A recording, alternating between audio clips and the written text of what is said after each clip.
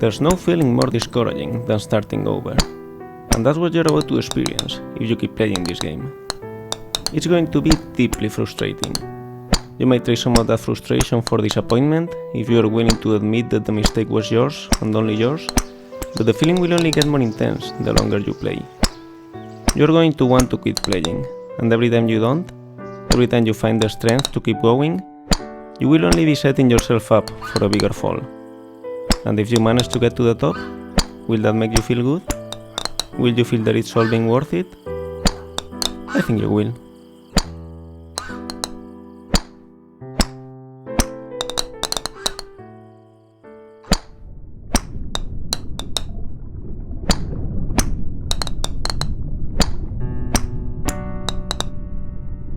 Feel free to stop playing whenever you want. Your progress will be saved automatically. Your dose of progress too.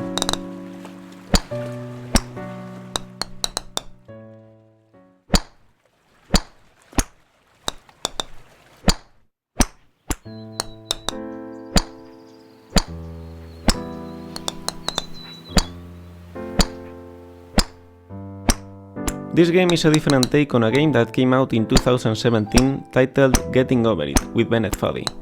The author of that game, Bennett Foddy, was an Australian designer known at the time as the father of intentionally bad controls. Weird, unresponsive, and hard to understand, intentionally bad controls are bad in the sense that they are suboptimal for the task at hand, making a challenging and infuriating experience of what otherwise could well be a walk in the park.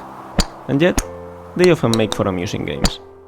In Getting Over It, your task is simply to climb up a mountain, but dragging yourself with a hammer while sitting inside a cauldron. No amount of forward progress is guaranteed, some cliffs are too sheer or too slippery, and the player is in constant danger of falling and losing everything. I watched a video of Bennett Foddy playing his own game, and it was interesting to see how erratically he approached his own challenges. He knew it was possible to overcome them, and he knew the movements he needed to execute. So he will make an attempt, but he will fail, without a clear reason why. So he will try again, exactly the same movements he attempted the first time. And he will repeat this process until, eventually, it actually worked, giving the impression that the challenge was more about perseverance and luck than precision.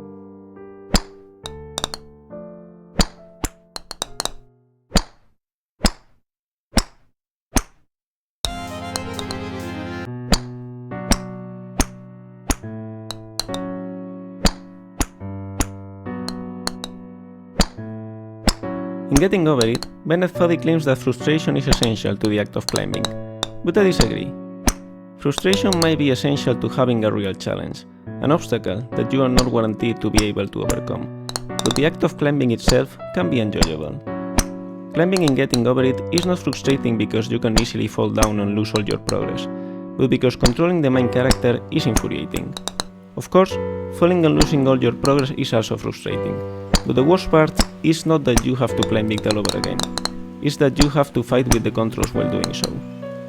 This game is pretty much like Getting Over It. You need to climb up a wall made of pre-made assets while the game creator talks to you about the game itself. And the point of the game is built around the fact that it's a very hard challenge and you can easily lose all your progress at any time. The main difference, what makes this game more than just a clone of the original, is its controls. Not only because hitting a ball is quite different from pulling yourself with a hammer, but because it's easy and intuitive to control. You hit the ball with a certain force at